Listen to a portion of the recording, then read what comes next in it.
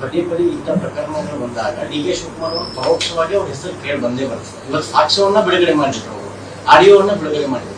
ಹೋಗಿ ರೆಸಾರ್ಟ್ ಕೂತಿರ್ತಾರ, ನೀವು ಕೇಳಿದ ಪ್ರಶ್ನೆಗೆ ಇದುವರೆಗೂ ಅವರು ಉತ್ತರ ಕೊಟ್ಟಿಲ್ಲ. ಪ್ರಜ್ವಲ್ ರೇವಣ್ಣ ಯಾಕೆ ಬಿಟ್ರಿ ಅಂತ ಇದುವರೆಗೂ ಉತ್ತರ ಕೊಟ್ಟಿಲ್ಲ. ಅಲ್ಲ, ಅವರು ತಪ್ಪು ಮಾಡಿದ್ದು ಏನು ಉತ್ತರ ಕೊಡ್ತಾರ? ನಾನು ಡಿ.ಕೆ. ಶಿವಕುಮಾರ್ ಮತ್ತು ಸಿದ್ದರಾಮಯ್ಯನವ್ರನ್ನ ಮತ್ತೊಂದು ಪ್ರಶ್ನೆ ಕೇಳ್ತೇನೆ. ನೀವು ಪ್ರಜ್ವಲ್ ರೇವಣ್ಣನ ಹೊರಗೆ ಹೋಗಕ್ಕೆ ಯಾಕೆ ಬಿಟ್ರಿ? 21ನೇ ತಾರೀಕು ಕ್ಲಿಪ್ಪಿಂಗ್ ಬಂದಿತ್ತು, ಯಾಕೆ FIR ಮಾಡಲಿಲ್ಲ ನೀವು?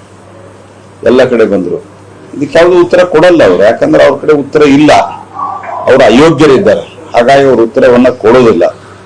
ಮತ್ತು ಇದಕ್ಕೆ ಯಾರೀಗ ಡಿ.ಕೆ. ಶಿವಕುಮಾರ್ ಅವರ ಒಂದು ತಪ್ಪುಗಳನ್ನ, ಡಿ.ಕೆ. ಶಿವಕುಮಾರ್ ಅವರ ದೋಷಗಳನ್ನ ತೋರಿಸ್ತಾರೆ, ಅವ್ರನ್ನೆಲ್ಲರ ಮೇಲೂ ಹಲ್ಲೆ, ಆಕ್ರಮಣ ಮತ್ತು ಬಂಧನ ಇದು ನಡೀತಾನೆ ಇರ್ತದೆ.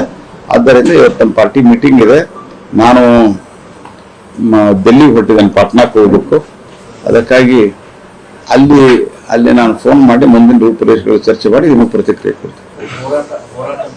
ಅಲ್ಲ, ಅದು ಇವತ್ತು ಪಾರ್ಟಿಯಲ್ಲಿ ತೀರ್ಮಾನ ಮಾಡ್ತೀನಿ.